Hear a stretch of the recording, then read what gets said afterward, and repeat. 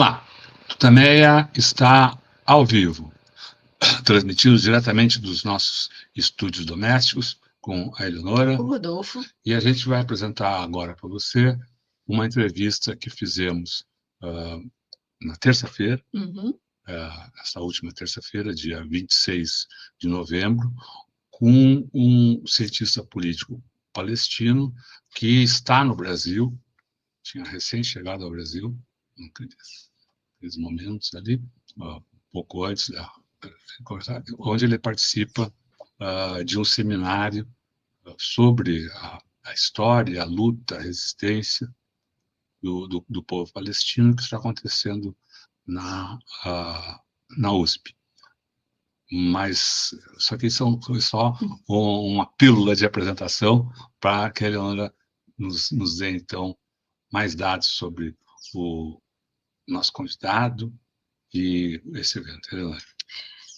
Vamos, então, olá, pessoal, a gente vai mostrar aqui, então, a conversa que tivemos com Ahmad Sadi, que é um acadêmico palestino, professor em várias universidades, também fora da região, ou atualmente ele está em Frankfurt, fazendo uma pesquisa sobre as raízes da extrema-direita, e ele está no Brasil, como o Rodolfo disse, para o Seminário Internacional Racismo, Colonialismo e Genocídio na Palestina, que está trazendo na USP a presença de vários intelectuais, ativistas, né, professores de muitos lugares aí que estão discutindo esses temas todos para tentar entender, para tentar atuar, para tentar fazer alguma coisa em relação a esse genocídio terrível que acontece na faixa de Gaza, especialmente promovido por Israel contra os palestinos.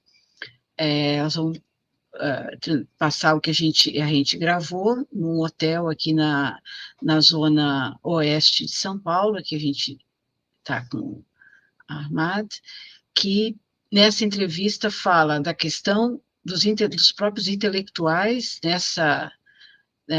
nesse genocídio, porque há tanta ausência de vozes intelectuais para denunciar esse genocídio. Eles falam da vida dele, né, como palestino, da vida de sua família, das lutas que travou e que continuam sendo travadas.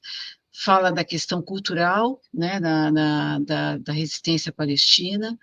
Enfim, são muitos aspectos aí que a gente discutiu com ele. Espero que vocês gostem aí da entrevista que está em inglês. Bom, vamos lá, então. Vamos lá. A gente tem tudo aqui.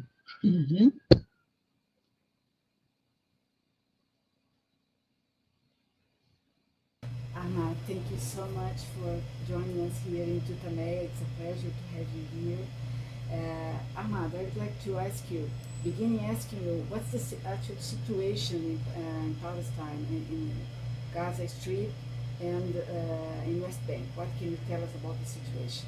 Yeah, well, the situation now, unfortunately, it's broadcasted on air and all the world can see what is going on. The question, I think, is more general, which has to do with our humanity.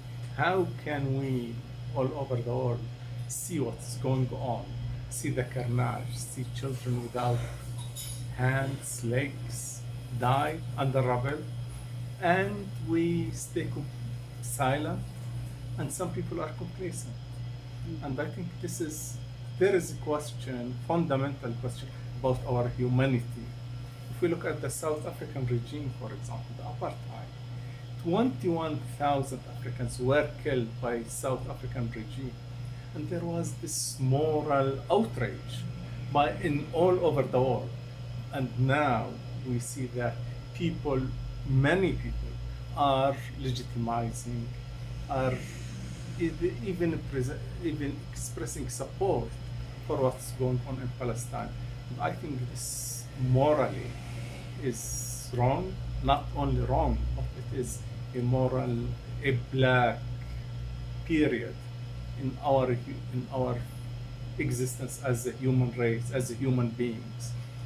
The Palestinians, of course, are the ones who are suffering. We see the daily killing, the demolishing of houses. People are dying, and you can't really give an account because in every minute there are new people who are dying, new houses are being demolished, and there are new development every minute, and you can say now something else happened. If we also look at other things, like we see about Dresden, how the Allies flattened the city of Dresden in Germany, or we see about the Blitz, the Germans attack in London. But if we look at what is going on in Gaza, the bombs that were dropped in Gaza are more than the bombs that have been dropped, that were dropped on Dresden, London, and Hamburg together. And nobody is saying anything about that. At least those who are in charge, the elites. And I think they are complacent in many places, and in other places they don't want to have America, they don't want to stand up to America because of their interest. And I think morality, people morality and integrity is far more important, should be far more important than doing business, than companies to work and to earn money. I think humanity, our humanity is compromised in Gaza because of Gaza. And nowadays it's people can't express their opinions. There is censorship on opinions, not only on people's opinion, but also, and more importantly, people are frightened to speak, to say that it is wrong, what's going on is wrong. People are not allowed even to express their empathy with the victims, and even to say that these are victims. It seems to some people it's wrong to say that. And I find it very difficult to put up with these things. I wonder how people can go to sleep when they see their children. For me, sometimes I feel guilty for eating, for drinking, for sleeping. You know, I can sleep in a nice bed, in a warm or air-conditioned room and so on. But what about these people who are in the hot weather, in the extreme weather, in the cold? They are there without a shelter, without anything. And, you know, nobody cares, or politicians that just talk about deals, political deals and so on. But there is no, the attitude toward these people as victims. We lost that. And I think if we lost that in Gaza, and I am afraid that this will be beginning for other, for giving license for these forces to unleash their act, their criminality, their genocidal urges in other places. Today it is in Palestine. Will it stop there? Since this was accepted, then it might go to other places. And one of the striking things that I recently heard is people from South Africa, white South African, they were saying why all the world stood against us during the apartheid. The number of black people who were killed by the apartheid regime were 21,000 in all the period. But now we are less than a year and a half. We are 400 something days after the beginning of the war. And we are at 45,000 people who are killed. And seems that this will continue, and people are not opposing that, are not standing. We lost something moral in our humanity because people stood to the South African regime. You know, I remember myself as a young student, I used to boycott South African products, although they were cheap, and I'm a student, but I wouldn't buy them because it's morally wrong. Something wrong is happening to our humanity, I think. I think it is the problem. And why do you think that's happening? I mean, this silence, which is not only of governments, but we see it also in academy. Yes. And even in some areas that one would say that are progressive, like Yes, that's human rights groups. There is a very known scholar here in Brazil that every time we talk about Palestinians, he asks, where are the human rights movements? So why do you think Yes. this silence happens, especially in these areas that are, Yes. educated and many of them also are have a history Yes. of studying colonialism, for example. Yes. So how to explain? Yeah, I think this is one of the questions that we should ask ourselves. And I think it has to do with the change of capitalism. Capitalism has changed from liberal capitalism to neoliberal capitalism. And neoliberal capitalism is no longer interested in freedom. In the past, they spoke about the freedom, people's autonomy, they spoke about the human rights. And this was part of the capitalist project, because capitalism began by giving people rights. Adam Smith and others said that workers should exchange their labor in the market, and the market should be free to achieve the best results. Now with neoliberal capitalism, they are not interested in people's freedom. They want people to serve. They want to extract profit. And the universities, capitalism is no longer interested in exchange of ideas in universities. In the United States, for example, people are not allowed to express their opinions, but not only that, but police arrested the professors and attacked them violently. This means that the academia lost its place because capitalism is no longer interested in ideas, no longer interested in freedom. The opposite. The capitalist system now, the neoliberal capitalist system, turned the universities into companies, and companies should profit. Now, for example, part of the upward mobility of people, professors, is to get scholarships, is to get grants for the university.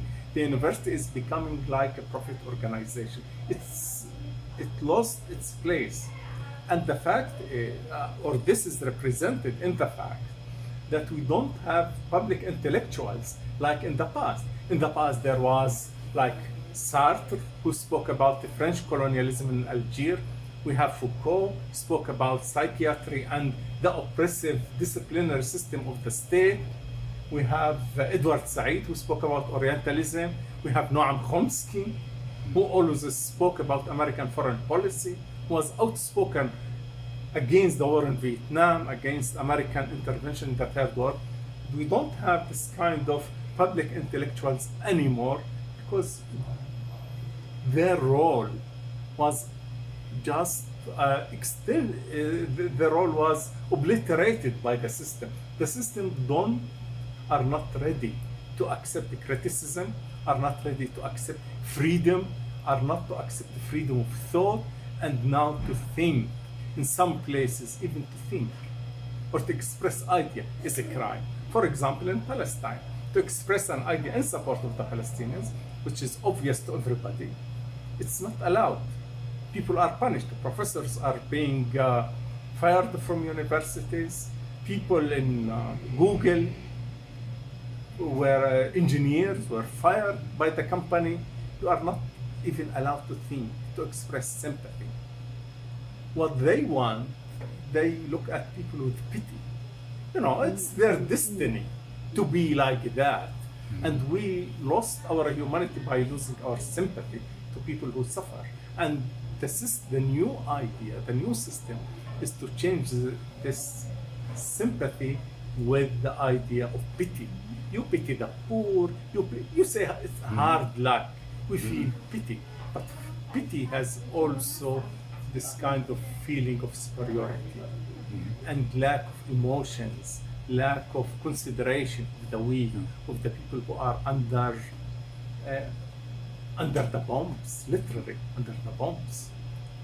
South Africa never used airplanes in attacking civilians, which Israel has been doing for a long time. And we just losing our humanity, and we are forced to become silent or complacent. And I think, I am afraid that it will not stop there, and it is for us to remind the people like, in I think our generation, who lived in a different period, who resisted the system, who fought against injustices. It's our duty, our moral duty, to try to fight back, because the younger generation grew up under this system of oppression, of surveillance. You know, you just open your mobile, and whatever you talk to another person, you have advertisement popping all the time to you, buy this and buy that, and all these distractions. People live in distractions. People don't reflect upon themselves or others, and not allowed, and they are frightened to think. And I think this is a new development, and this new development, I think it's connected with the rise of right-wing populism all over the world. Currently in Germany, the second most powerful party is the Alternative for Germany, which is right-wing populist fascist party. In Italy, the prime minister is a fascist, and it's everywhere. In France, Le Pen. But more dangerous than these parties and organizations, the discourse, that the main language is used, that the main outlook is the outlook of the right. And sometimes, unfortunately, it is done, it's fulfilled by parties on the left. Today, there isn't much difference between parties on the right and social democrats and these parties. And I think exactly this is the moral duty of our generation, is to bring back the idea that people are matter, human beings. We should express sympathy to human beings. We are all human beings, and we have this problem that we have to deal with. You use the word surveillance, and one of your books is exactly about a culture of surveillance under which the people in Palestine has to live, imposed by Israel. Can you tell us a bit about this? What is this life under permanent surveillance? Yes. And the impacts in everything. I mean culture and everyday life and relationship. It has different layers. One of it is that people were not allowed to go out of their localities or out of their zone without a permit from the military government. This is the basic. Any movement, if you have to work your land, if you have to go to a doctor, if you have to buy anything, it should go through the military government. There was a military government. The other thing, any appointment in the bureaucracy, teachers, whatever, should go through this apparatus. And this apparatus worked in a very sophisticated way, that it is arranges people according to units. And the family, or the extended family, is the unit. Therefore, if somebody expresses opposition to the state, all his family will be punished. And therefore, the people use surveillance within these units, which were supposed to help people, to empower people. But these systems use, in fact, to impose restrictions on any person to express his opinion, because others, his uncles, his brothers, father, mother, even not immediate relative, will be affected by the state. And therefore, these people have to silence opposition to the state. That's one thing. The other thing is that they have informers all the time, informers. And always they thought how to control the people, And in one of the documents said that we should connect the Arab villages to electricity. And you thought it's a positive step. But they said, if we put lights at night, we can see them. We can see them day and night. If it's dark, people can move, can meet each other, can do things that we might not be able to find out. And therefore, we should connect them to electricity. Look at the sophistication. They said about the intellectuals. They said people are studying, are going to schools. How can we control them? And they said, bread and leisure. We have to give them food, bread, and they use the term basic needs. Not to be hungry, not to have empty stomach, but at the same time to have some festivities. And these festivities, they should sing songs, dance, and these songs should be songs in praise of the state or just about love, about romance. Can you imagine people living in harsh conditions? They bring these songs about romance and so on, and people are happy about that. And they said this is one of the ways to connect them. Of course, there are other ways. One of the ways is to install Jewish settlements or military or police camps between Palestinian villages to prevent the people from meeting each other. And therefore, all the person's life was controlled by the state. In the schools, they employed parents, teachers, headmasters, and even young pupils as informers. And nobody, can express any opinion. I grew up in a family, all my generation, there was a common proverb used: walls have ears. Never express your opinion. Keep your ideas to yourself. Not to trust anybody. But how can a moral community continue to exist without trust? And this is what they wanted. They wanted to prevent people from trusting each other. They want to break this trust. And the other thing is to always divide this community according to faith affiliation. These are Christians, these are Muslims, these are Druze. Then culture, these are the people of the town, these are the people of the villages. And then Hamula, this is this extended family versus that extended family. And always they want to keep competition between these small organizations, these extended families, and never to allow anybody to be secure in his place. Always people should fear that they might change them with other leader or with other group to whom they give favors. And these people are living in, anxious all the time. They are afraid for their position, they are afraid for their life. And I remember one of my memories. I was young, I think I was quite young, probably 9 years old. And my father told me at night, we want to do some repair in the house. I'm going to a village nearby, would you accompany me? And I remember, I said, yeah, there was nothing to do at home. No television, no electricity, nothing. And I remember we walked. I remember it was spring. It was a bit chilly, but not cold. And I remember the moon, and we walked to other village. And my father went to the coffee shop. And the coffee shop, the men were together and were watching a speech by Nasser. And this was the first time I ever saw television. And How old you were? 9. 9.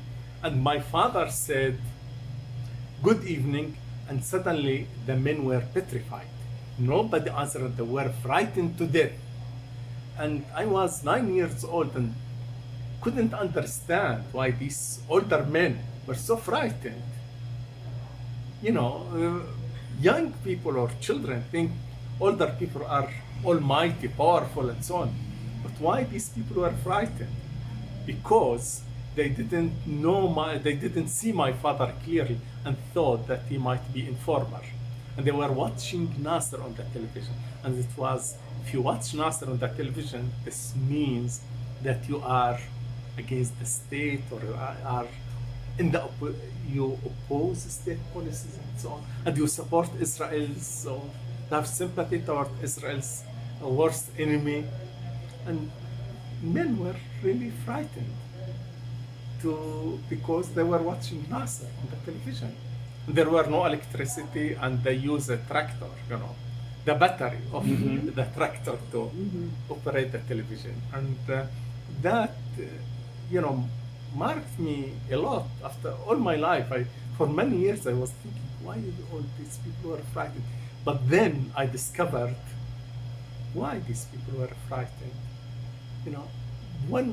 In that book that you referred to, I went to research the Israeli ruling party then was the Labour Party, Israeli Labour Party. And my book relies on the archive of the Labour Party. And I found a lot of letters written by people and how people were pushed to collaborate, how people were coerced to collaborate. And some of the stories are really painful. I looked at a teacher who was sending all the time reports about his friends, his colleagues, what they were saying, what they were doing. And I was very interested in this man. I looked to various files to find who is this man. And then finally I found who is this man. He used to sign, not to write his name, but then I discovered his name by looking at different files because of his handwriting and other things. And this man finished secondary school and he wanted to be appointed as a teacher. And then he wrote to the people in charge, you don't write to the Ministry of Education. The Ministry of Education did not decide. The military government, with cooperation with the Labour Party, they were the ones who decided. And he was writing a letter that he was working, they put him to work in faraway village and then give him to work part-time. And the money that he received, the salary, was hardly enough for his transportation, and he had to work. And he wanted to get full-time job and in his village. And to do that, the transfer, is to collaborate and to inform, to send reports about his friends, about his colleagues, and sometimes about his cousins and very close people. And you have to do it. These people were at one level, they were really very, very bad people doing very bad job, harming others. From the other side, these people have to survive and were coerced. They were nailed to the ground by the military government. In fact, in numbers, the biggest group of informers were teachers. And even until today, until recently it was, to apply to a teaching, to become a teacher in Israel. In Arab schools, you have to fill in a form, and it's called the pink form. And the pink form is going for the security services, and everybody knows. And they decide, and I saw the list, and the security and people from the Labour Party. They have meetings and they said, this yes, this no, yes, no. And this affected people's life. And people wanted to live the life. I remember all the people were poor, extremely poor, and it it was really difficult. I grew up that period during the military government, and I remember the poverty. I remember my father worked in a Jewish settlement as a laborer, and he bought from that settlement jam, and all the kids used to envy me for eating jam. Can you imagine that? Used to envy me, and when I go to school and my mother put me jam in the bread, on the bread, and all the kids wanted to, they wanted to be my friends, to exchange our food, to taste the jam. They wanted my jam sandwich. Yeah, and this is one of the reasons that I want to study that period. And the control has different levels. One of the levels, one of the amazing things that I found in the archive, they said we should educate Arab women. It sounds very progressive, very nice. But they said, we found in the literature that as the level of the women education rises, the number of children they produce is reduced. And we don't want many Arabs in this country. Therefore, we have to work on decreasing their fertility rates. And doing that, one of the methods of doing that, by raising their education, and another method, of course, by spreading all kinds of measures how to reduce the number of children through doctors, nurses, and so on, to contraceptions and other means to reduce the number of the Arabs. And this was a goal, and it was a national goal. A committee that wrote recommendations to the government, and the government approved that. And these are some of the policies to do that, and through collaborators, through geography, by containing people, to prevent people from connecting with other villages, by controlling the fertility rate, by controlling the ideas of the people. I remember personally that we used to celebrate Israel's independence, and letters were sent to the local authorities that they should they were obliged to put on festivities on Israel's Independence Day. And the Arabs, the Palestinians inside Israel, used to love Independence Day. You know why? Because it's the only day in the year that military government allowed them to move anywhere. And if they wanted to go to parks, they wanted to go to the sea or other places, they can do it. And suddenly there is no military government. People are, are giving license to move. And people, love that day, waited for that day to show their children the sea. What is the sea? Or to go to a park, to have a picnic, or to meet family who live in faraway places. Yeah, it was kind of very strange reality. And how can you explain resistance in such oppressive environment, situation, historical roots so deep? How can resistance still grow and fight? Yeah. In fact, there are different way or different reasons for that.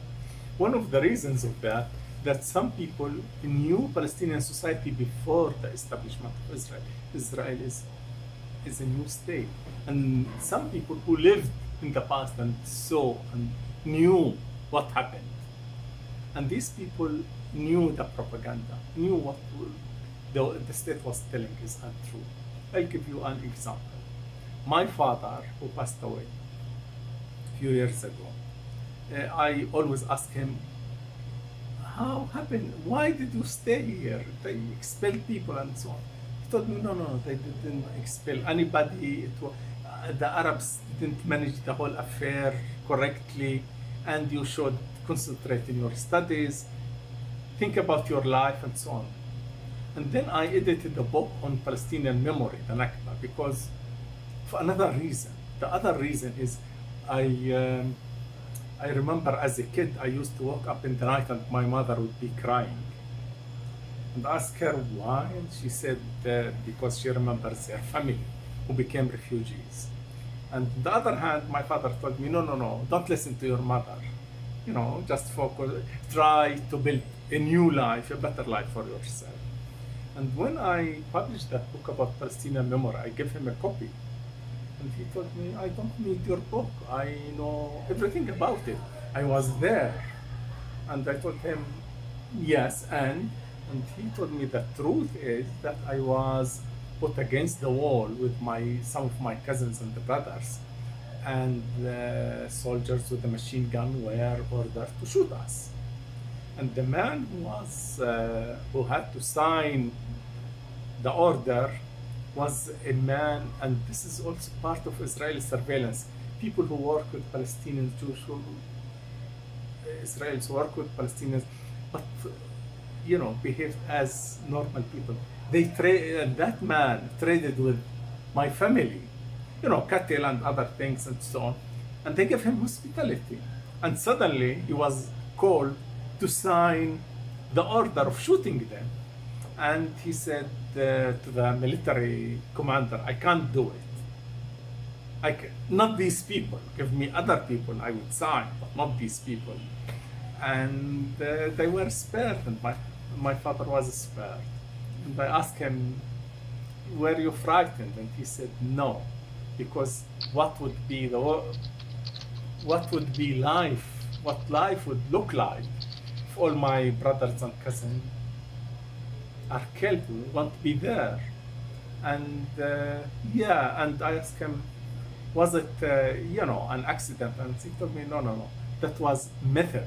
They used it everywhere. And he said, I know they use it in other places. And in our case, we were just lucky. It was just luck that we were not expelled. This was one of the methods. In 48, they come to the village and they tell the people to leave. They take a few young people, shoot them, and tell the others, if you stay, you saw what we did to these people, you should leave. So, how people after that resisted.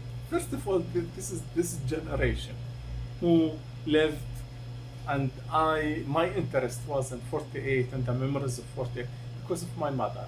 She used to cry and she told me her story. She ran away during the war and she lost her family and became, just a young woman in the wood, in the bushes, alone. And she didn't know where to go, what to do. There were no communication. And she lost her family and she was 21 days alone. She didn't know where to eat, what to drink, where to do. And she tried to go back to their house. And she said soldiers were there and began to shoot at her and she had to run away and so on. And she told this story. And was really what affected my life. What I wanted to explore that. And that's one thing. The other thing, there were policies which were always against the Palestinians. For example, the confiscation of land. They confiscated people's land. They used all kinds of legal justifications, but it was not just. And they expropriated people's land. The people felt that. Some people went to work as laborers in their land for Jewish communities or for Jewish people and so on. And people see that and understand that we have two different levels. One level is that what the state tells you. The other level is the thing that you live. And you live in a miserable life. And you see the discrimination, you feel the discrimination, the racism, and so on. And, you have to decide. You hear one thing and you feel, and your daily life is another thing. I went to Jewish school to study, and that Jewish school was experimental. they had one Arabic class on every level. So there were, for example, 10th grade, there were 10 classes, one of them Arab, in a only Arabic class, and then there are the classes for only Jews, and I was on the Arabic class. And I remember I was the best in chemistry in the 10th grade, and I got not only 100%, you know, I solved all the problems, all the questions, but also the optional. And I got 100 out of 20.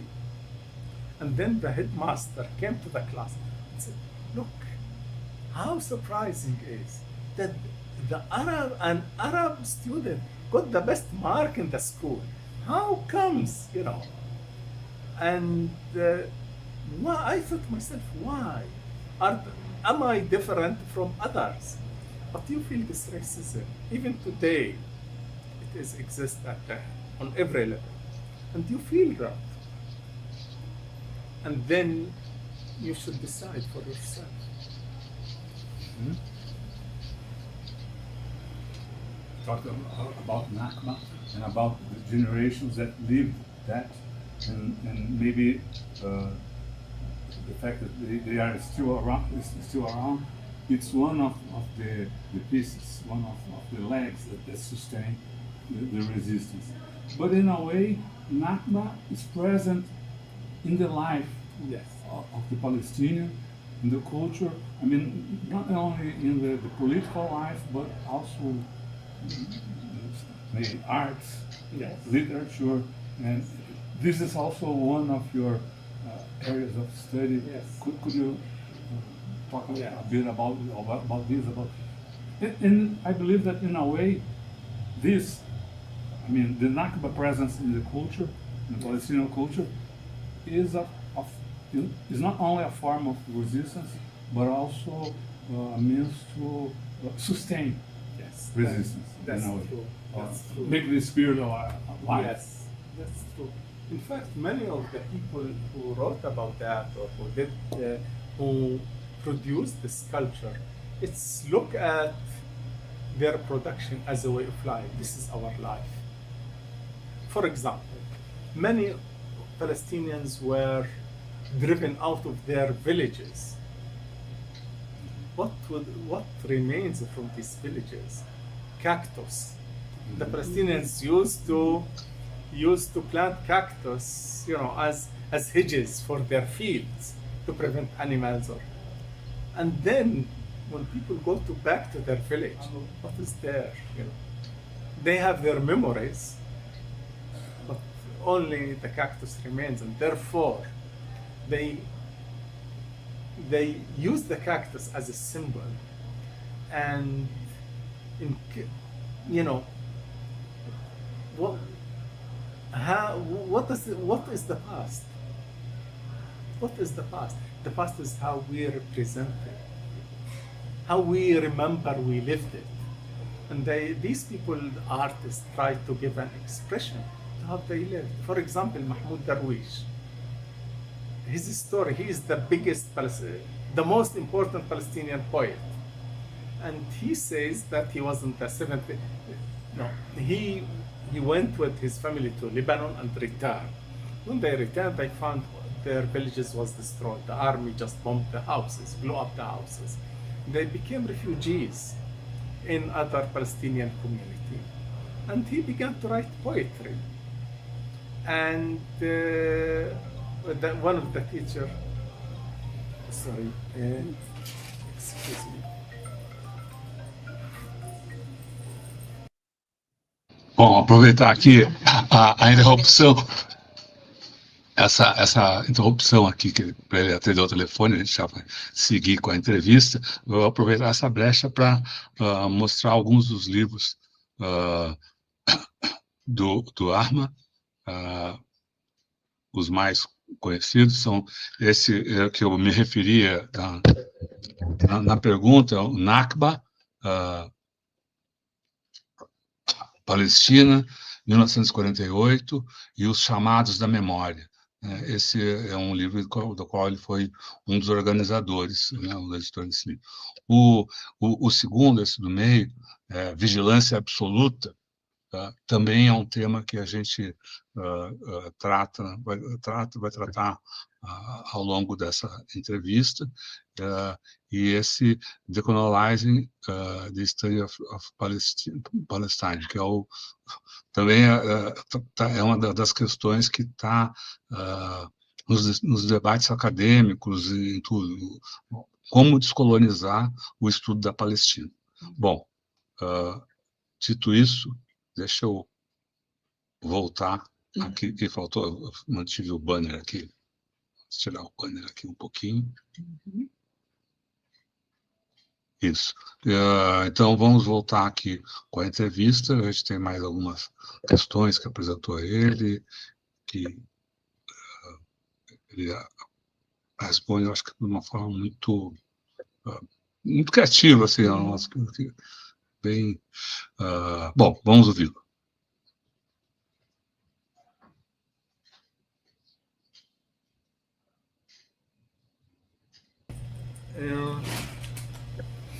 And he wrote, it was Israel's Independence Day, and everybody is supposed to celebrate. There are orders to celebrate. And the teachers told the students, 7th grade, about 14 years old, you should compose a piece about coexistence, about loving the state. And he wrote a poem to a Jewish colleague of his age, imaginary Jewish friend. And in that poem he writes, you have beautiful toys, you have celebrations, but I don't have. You have a home, I don't have. Why can't we live together, share together?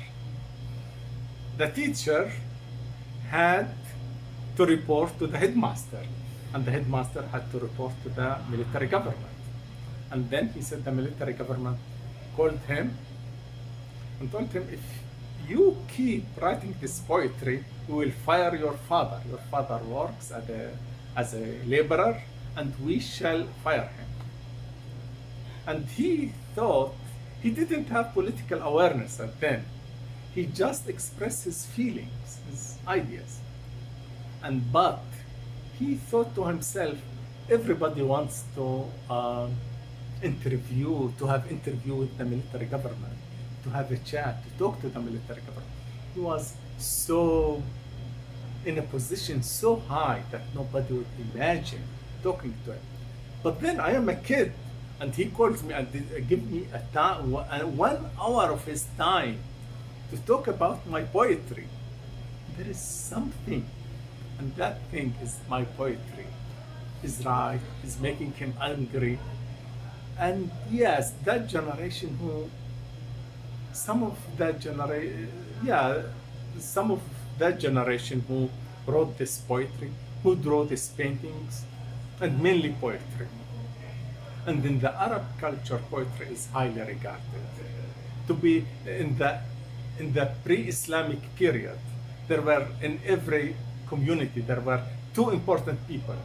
One is the poet, and one is the swordman who go to the duels with others. And poetry in Arab culture, it's something very, very important to the people. And under the military government, there were very few things to do. And sometimes these poets, you go to villages, or in their villages, or they have this kind of poetry events, and these people just read their poetry. And poetry became very important. Counterposing that, the state also paid people to write poetry, to hail the state and its modernizing, and how they are modernizing us and good to us and so on. These are paid poets, and there were paid writers as well. And the huge amount of literature has been produced in support of the state and so on, but nobody believed that because of the experience. They felt that these people who go to jail, these people who the state does not subsidize them or support them, on the contrary, persecute them, these people are really reflecting our feelings, our life. This is the story of our, they are communicating the story of our life. And these are the right poets, and these are the organic poets and the organic writers, not the ones who are paid by the state. And therefore, people who began to express their emotions through poetry. And the military government paid attention to that. And they tried to do all kinds of things, like pay people, like use poets as informers. They used all kinds of techniques to control that phenomenon. One of that we have in Palestine, like popular poets. It's a poet who speaks instantly poetry without thinking about it before or writing it. And it's in wedding, usually festivities, and people dance, called dabka in Palestinian culture. People, dabka. Yeah, and people dance. The dance. And they, these poets, let's say, they speak their poetry, they read their poetry, they speak their poetry. They don't read it, they don't write it.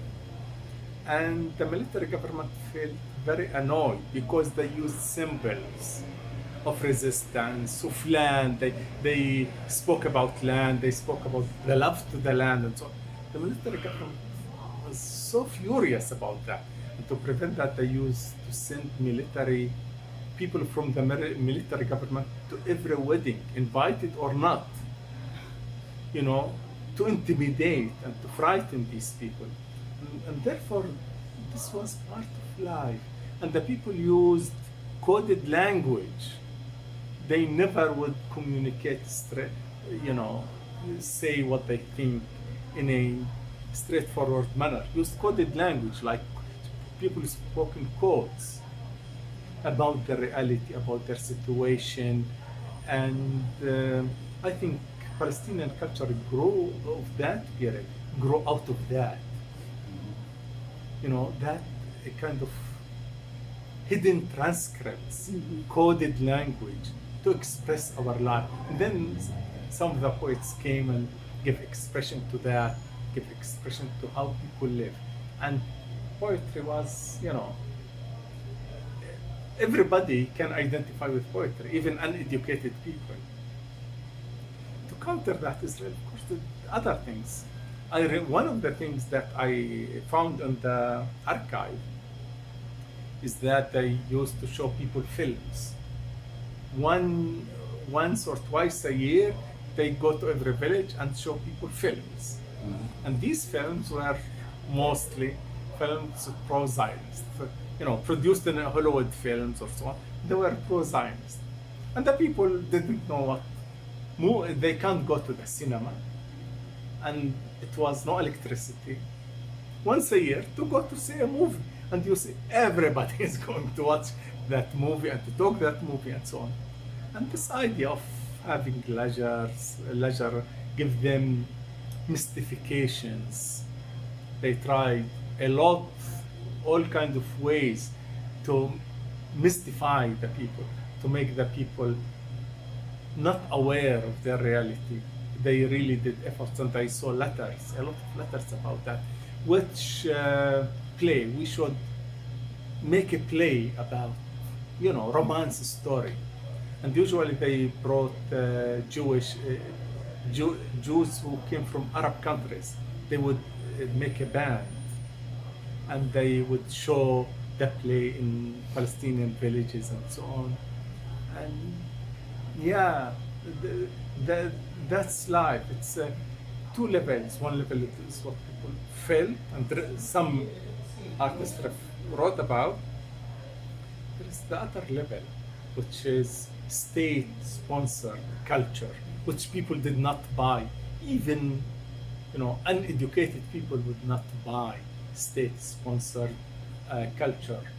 One of the interesting things I found that university began to pay money for some Palestinian students at universities to go to villages and to give lectures and to educate people. how the state is trying to modernize them, to make them modern, worthy human beings, as if they are not a human beings, to make them civilized, to civilize them.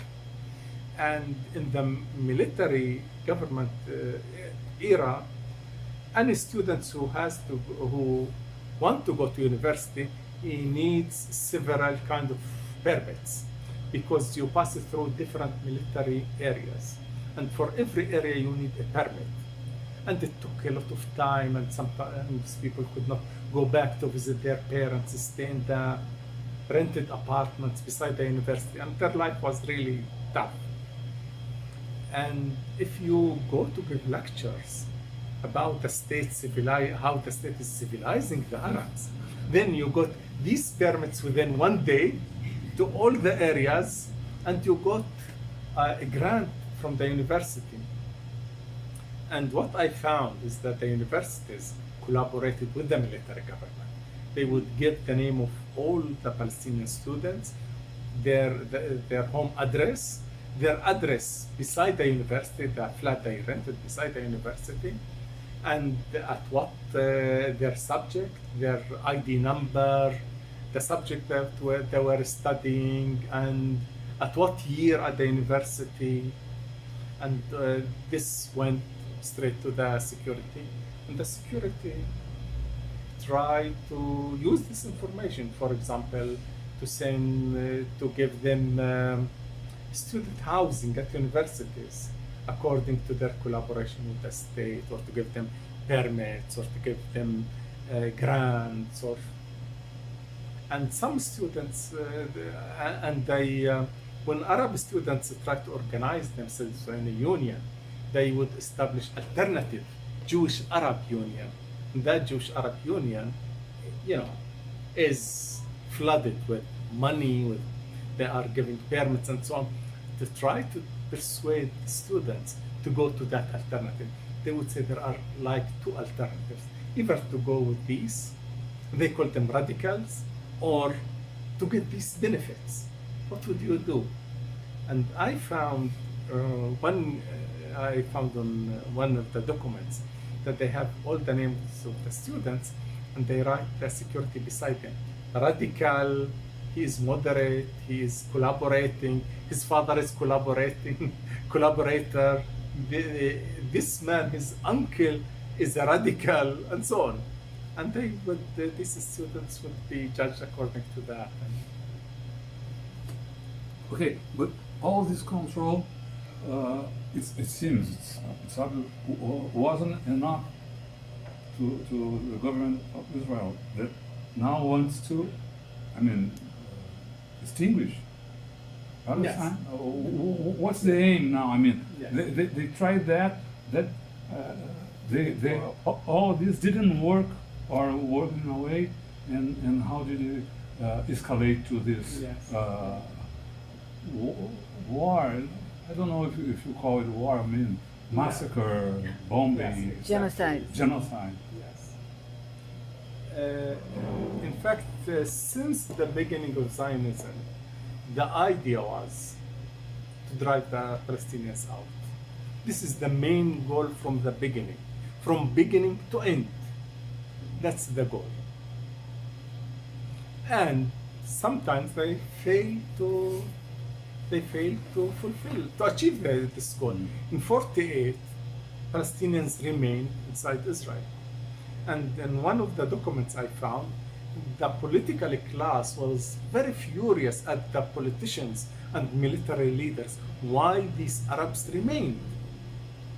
We want all of them out. And they said, we want Israel to be Jewish as England is English. No foreigner. One of the politicians said, I am not ready to accept not Arab, but any Gentile. Any Gentiles, the non-Jews. I'm not ready to accept one.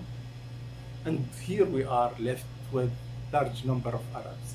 And then Foreign Minister Sharet, who was very sophisticated politicians, and Moshe Dayan, who was one of the military leaders, explained to them.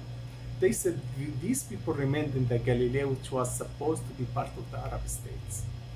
And there was discussion in the United Nations, the Security Council, to stop the fighting in Palestine. And what we did, we used a pincer operation. We went from both sides to reach the border with Lebanon and Syria. And these people remained behind. And he says clearly, had we conducted the operation as we did in other places, these people would not have remained. And this is and in the Triangle, another area, it was conceded from Jordan to Israel. In the negotiations, Israel said, we want this area. And then the king, the emir, Abdullah of Jordan, and then, okay, provided that you don't expel the people, and they took it. In the negotiations, Egypt proposed to Israel in 49 to have Gaza. They told them, you want Gaza as part of Palestine? Take it. The Israelis said, no, we don't want, because there are too many Arabs. We don't want Arabs in our state. Demography, exactly, that's the main thing. In 67, the war was short, 6 days. You can't fight and expel people in 6 days. You want a longer period of time. And then and yesterday, Israel finance minister said, we should govern Gaza for 2 years and drive out half of the population.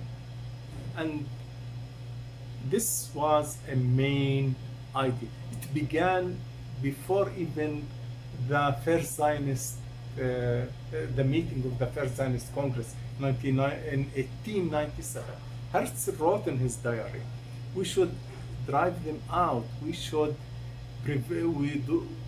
not give any poor people work in our settlements. And for the rich, we should buy their land by high prices, even beyond the market prices, and let them think they cheat us. But we won't sell back anything until we drive them out. And then he wrote a novel called El New Land, Old New Land. And at the beginning, it's a primitive country he describes, full of Arabs and primitive and so on. But at the end of it, it's a Europeanized country with the theaters, with the more sophisticated European culture. But the Arabs disappeared from the scene. Therefore, the idea of Palestine without its citizen, it's there from the beginning. In 1901, the British Zionist leader said, a land without people, for a people without land. What does it mean? It's a self-fulfilling prophecy. We say there are no people, we expel them, and we say, empty land. We have now more than 400 days of genocide. Can you foresee what's going to happen? I know it's very difficult, but what can we imagine? It comes from Trump victory, and there are massive demonstrations all over the world this year and last year also. What can you see if a possible way to, I wouldn't say end, but what's going to happen when you think about it? I think that the current reality, it's very tricky to predict. But I think there are principles which guide Israeli policies. I know there are principles. One of the principles is that we want less Arabs. The second principle is Israel should not pay the full price of occupation. Like in the West Bank, we call it Palestinian Authority. It's not a Palestinian Authority. It's people who are paid by the European Union and the United States, whose job is not to take care of their people and serve their people, but to prevent their people from harming us, and while we are continuing in our colonization process. And therefore, I don't think Israel wants to control Gaza in the long run. I think Israel wants somebody to subsidize its control. It will continue to control, but want people to subsidize it, control, and to do the job. And this is the second principle of Israeli policies. We have two principles. One principle is to drive out. The second principle is if we have to control them, the price of this should be very low. Others should pay it, and others are more than happy to do it. While they are talking about peace process and all these talks, peace process. We are discussing this. We are in a process of peace. And if you say, how long would it take? They say, he is radical. These are very difficult and very complicated issues. They need time. And then we are discussing it. We are ready to compromise. But these are radicals. And if you do that, then they come with a huge list of demands that nobody can fulfill.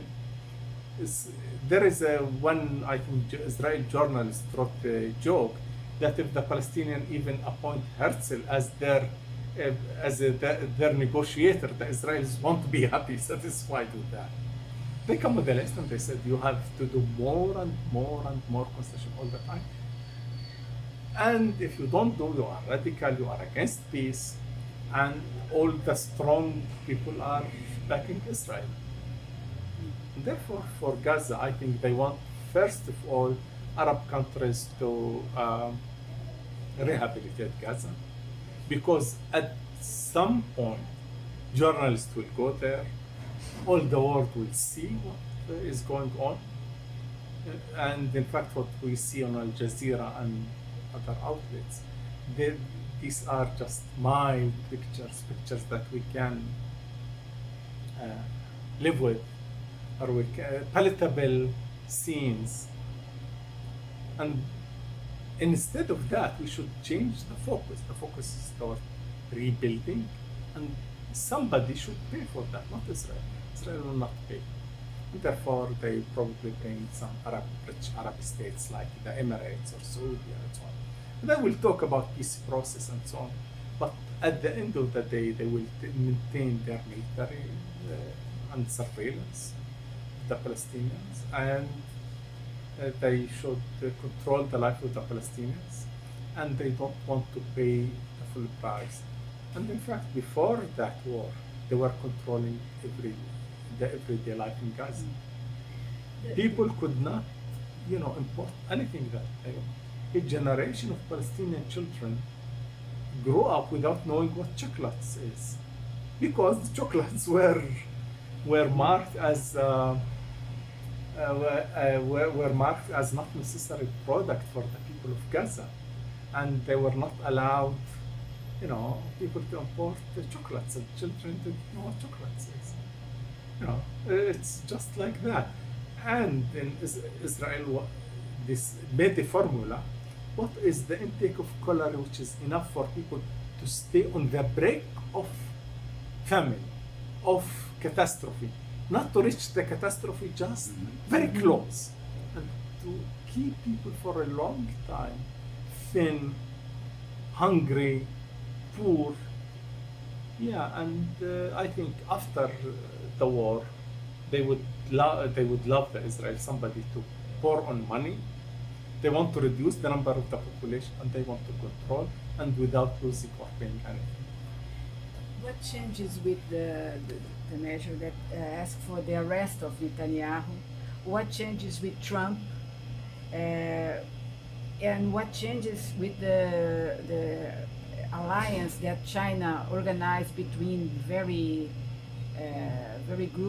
Palestinian groups?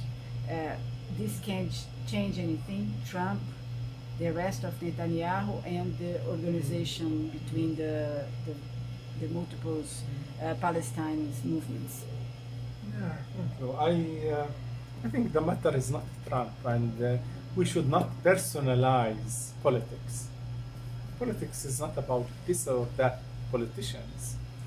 The president who supported Israel and supplied Israel with these heavy bombs which they used against buildings and civilian targets was Joe Biden, who is from the Democratic Party, and so called the Progressive Party in the United States. And there is support for Israel in the United States, in the political class of the United States, with or without Trump. But Trump is connected with this evangelical Christian Zionists who will want him to move on in that direction, and Trump is aware of that, and he is mindful of his base, of the people who support him. And the arrest of Netanyahu, I think he will not move, he will not go to European countries, because some European countries declared clearly that they will arrest him. But the United States, the Congress said they will, if the court moves actually against Netanyahu, they will probably send in the Marines to arrest the judges. They don't mind. There is no, for American, there is no international norms or relations. They understand power, and we are the powerful part. And I think since the West is weak, the United States is the one who is deciding what's going on in Ukraine, in the Middle East, in other places, and they want to do things. Probably they will not meet with Netanyahu publicly, but probably through emissaries in secret, so on. They will continue on their politics. I don't see any fundamental change in their politics. But this has been always the European standard, the ethics or morals. They speak about the human rights, they practice genocide. It's been always there, colonialism against indigenous people, and their intervention, France intervention in Africa, Britain, in Latin America, the huge amount of people who were killed in Latin America, and they speak about democracy and the human rights and so on. We have this declaration, but the practices, these sordid behaviors will continue, I'm sure of that. I don't think, I think it's unpleasant, and it's morally will affect Israel morally, at the moral level, but not more than that. And probably they will find all kinds of reasons why to disqualify the judges one by one, to look at their personal life. It's not to say about their judgment, but to look at to disqualify them as persons. And this is what they are doing with Khan now, who was supported, by the way, by Israel. He got his position because Israel backed him, and now he is turning against Israel. They say, he has sexual misconduct. They knew that before, and probably this is one of the reasons that they support him, because at the critical moment they can bring they have these cards against him. And I don't think, to be honest, any European or white person from what is called liberal Europe and the United States and Canada and so on will put behind bars. I don't think he will be put behind bars, but this is not convenient. But also this mobilizes the Israeli public in support of Netanyahu. Now nobody dares to criticize Netanyahu. It has two ways. About China, I don't think China is aggressively promoting its stand in the Middle East. I think China is interested in having good relations with the United States for trade reasons, for trade issues, and it will not really sacrifice these interests because of Palestine. And Russia is the same, and so on. These countries have their own agenda, their own legitimate interest. They are not defenders of the Palestinians. In fact, someone said, I think Edward Said probably, said that we Palestinians have many friends in the world, a lot of friends, but we don't have allies, unfortunately. And the Israelis have strong allies, but very few friends. And these allies are really very, very strong. and nobody dares, to cross lines that the United States marks. And I think, along these lines, I think Netanyahu will continue. I don't think he will be put behind bars. I don't think nothing will happen to him. Like Blair in Iraq, they nominated a committee, checklist committee, and it came with a huge amount of report, thousands of pages after 7 years, and they needed linguists to understand one sentence from what they wrote. They wrote it so complicated that nobody could understand it really. And here it's Blair, it's having his life, doing a lot of money. He's now extremely rich. And look at the people of Iraq. Who is really paying them? Now the United States paying a few dollars for everyone. Like in Afghanistan, they say, if we kill somebody, we give his family $600, $500, and that's it. It's finished. But yeah, that's the morality of the colonial powers. I think Saint Augustine said, you can't rule without a sin. And these are leaders very powerful, and I don't think they are interested in human rights. They want the business to roll on, to continue the power, and power corrupts people. And I think Netanyahu is. I don't think why should he change his mind. I don't think why should Israel compromise. Nobody give me one reason why should Israel compromise. As long as it has American support, nobody dares to criticize Israel. We spoke about universities, students who were arrested, who lost their careers because they stood up. Now governments are passing laws against the BDS movement. And here we are. Here you are. You are here in Brazil. You participate in a seminary in the University of São Paulo. Have you had any time to look around Brazil? Do you have any thoughts about what you've seen? And what about the position of the Brazilian government in the Palestinian situation? About the Palestinians? Well, thank you.